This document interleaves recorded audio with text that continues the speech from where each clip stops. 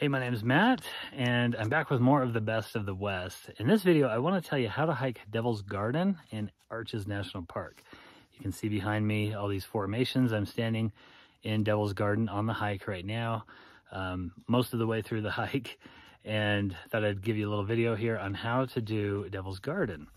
So the first thing is to realize that it's really kind of three sections, that there are three sections on the trail. So the first section, and the easiest, is a trail to landscape arch. And it's very flat for the most part. It's well graded, it's easy, it's a mile long, so a mile out to landscape arch. And here you see the longest arch in the world. Behind me here is Landscape Arch. I think this is the longest arch in the world, an incredibly famous arch. You'll notice that the trailhead here stops. It used to go up underneath the arch, but in 1991, some people were just sitting under the arch having a picnic when they heard some popping, and they realized the arch was starting to fall apart, so they came scrambling down the hill to get away from it. And right on the end there, a huge 180 tons of rock came smashing down to the ground. Just incredible. In fact, one of the visitors caught the fall on camera. You can see the rock falling mid-air, which is just amazing that they did that. Today, you can't go up under the arch because they're concerned it's going to fall apart at some point and break, but you can still come and enjoy one of the most, a view of one of the most famous arches in the world. Just kind of a must-do if you come to Arches National Park, I would say. And really cool views along the way too, with some really tall canyon walls next to you. So just doing that and then turning around and going back to the parking lot would make it a 2-mile trail and would be really memorable, and is by far the most common thing to do at Devil's Garden. If you're up for it though, you can continue on, and you can actually see a total of 9 arches on this trail, on Devil's Garden Trail, if you do the full thing. So let's talk about the second section. From Landscape Arch, you can continue out to Double O Arch. And if you do that, it's some scrambling involved. You'll actually be kind of climbing up the spine of a rock, a big rock foundation, and then you'll get up on top of a ridge, and you'll be walking along the ridge with some amazing expansive views of almost the entire park. It's really spectacular views, really a cool experience. There's some steep drop-offs on both sides of you along the ridge, so have to be kind of okay with heights. I'm actually not all that okay with heights, and I was able to do it, so it was fine. But if you're going to do that section, or the third section, which I'll get to in a minute, you need good shoes, really good shoes with good traction. I can't emphasize this enough. My shoes are kind of slick, and I slipped and fell, kind of scraped myself up a little bit. Definitely have some good shoes if you do it.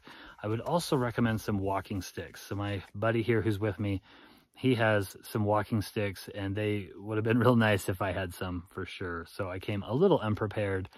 So I would just highly recommend both of those things. Of course, if you do this in the summer, you're also going to really need to make sure you bring water. So I've got a Camelback on me here. You're going to have plenty of water and some shade as well. Now I'm here in the beginning of March, and the weather's actually just perfect. I would be fine. I mean, I've got my water, of course. I'd be fine without a hat if I really wanted to, but I wish I had good shoes and good traction, and as well as walking sticks. Okay, as you go out to Double O Arch, you're gonna see this pretty cool double arch, I guess. It's like one arch stacked on top of another one. It's kind of a cool sight there. From that point, you can turn around and head back to the parking lot. If you do that, the total hike would have been about 4 miles. So about 2 miles out to Double O Arch and 2 miles back. Now, from there, you have some other options though. You can do the third leg of the hike. So that is the primitive trail. So you can then head off on a loop that will take you back to the parking lot, basically, back to the main trail. But it's a loop that goes through this scenery here. In fact, I'm on the loop right now. I'm on the primitive trail. And there's quite a bit of rock scrambling involved. So there's a reason why they call it the primitive trail. It's not really well maintained. There's some rock cairns that you have to keep an eye out for. Every once in a while, they'll have some arrows that kind of point you in the right direction. Sometimes you'll be walking along and you'll see some logs blocking a trail. So that kind of tells you don't go down that trail. You got to, you know, continue on the other area.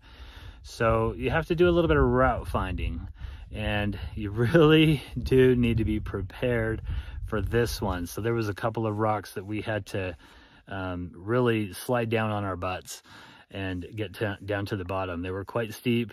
I was actually surprised. I'll be honest. I was a little surprised that it was kind of that much. Now, I'm not saying you have to be Superman to do it. Maybe when I was 24, this wouldn't have been nearly as treacherous as what it's been for us at 44. My buddy's in his 50s, so we're getting by. We're doing fine. We've got through the worst of it here, and now we'll be heading back. But you do need to be prepared. I'm trying to emphasize this because I don't want you to go into this just winging it. Okay, you'll have to be prepared with some really good traction, and again, walking sticks will help as well. Now, if you do the primitive loop and go all the way back, there's a little offshoot called Private Arch that you can go check out. That was quite enjoyable. As I mentioned, there's 9 arches on the trail, so I'm not covering all of them in this video, but that's an option as you go back. And then it's 2 miles. So the primitive trail is 2 miles from 00 Arch back to the main trail. So that would put your hike at about 4 or 5 miles. You're getting up around there, 4 or 5 miles if you do that. Now, before you head on to primitive trail, if that's what you want to do, you do have an option to go from 00 Arch on a spur trail to Dark Angel.